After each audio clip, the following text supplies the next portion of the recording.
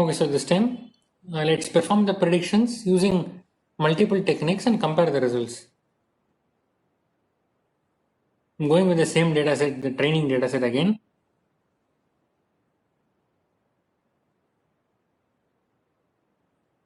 So this time I'll select logistic regression, deep learning, decision tree, random forest, gradient boosted trees and support vector machine.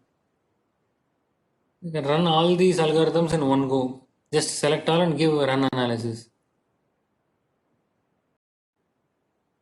So all the algorithms are complete now.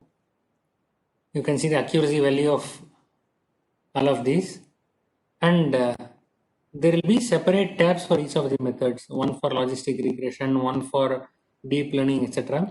You can go into each of the tabs and evaluate the model parameters in detail.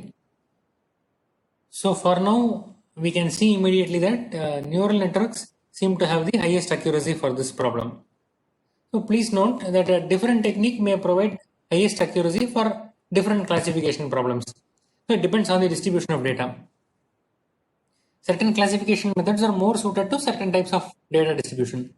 For example, support vector machine performs best in case of nonlinear data distribution. So it's performing pathetically in this case. Also keep in mind that the decision on choosing which model to use has to be taken after observing the model performance on the test data and not on the training data.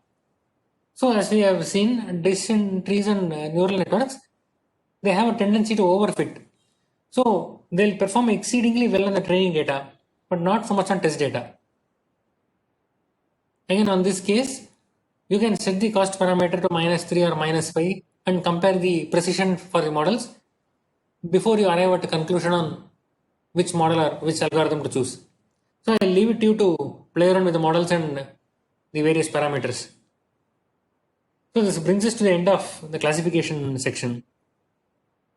As I mentioned to you a long time back, you can go to the UCI machine learning repository, get a few classification data sets and try to do the prediction using the various techniques available here. Okay, we'll start off with regression in the next video.